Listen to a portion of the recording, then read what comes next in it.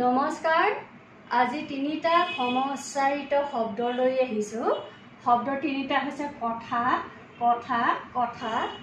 শব্দৰ তিনিটা প্ৰায় উচ্চাৰণ একে, যদিও আমি অসমীয়া বৰ্ণমালা পঢ়োঁতে দন্তীয় থ, মূৰ্ধন্য থ বুলি পঢ়োঁ, কিন্তু উচ্চাৰণৰ ক্ষেত্ৰত বিশেষ পাৰ্থক্য নাথাকে। ক উপচন্দ বিন্দু দন্তীয় থ আকাৰে থা, কথা। ইয়াৰ উচ্চাৰণ কিছু নাকে যোৱা দৰে হ'ব, কাৰণ চন্দ্ৰবিন্দুটো আছে। এবিধ গৰম কাপোৰ হয়।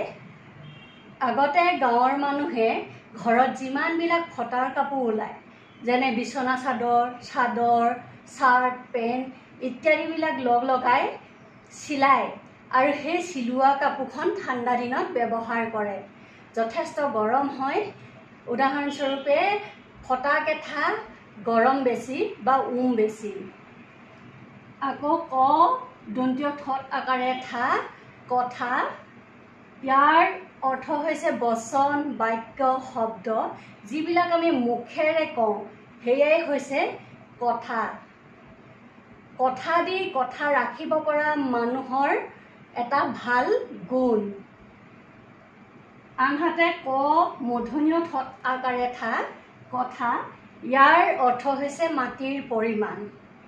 আজিকালি টাউন অঞ্চলত বা নগৰীয়া অঞ্চলত একঠা মাটি কিনিব পৰাটোৱে এটা ডাঙৰ কথা। ধন্যবাদ।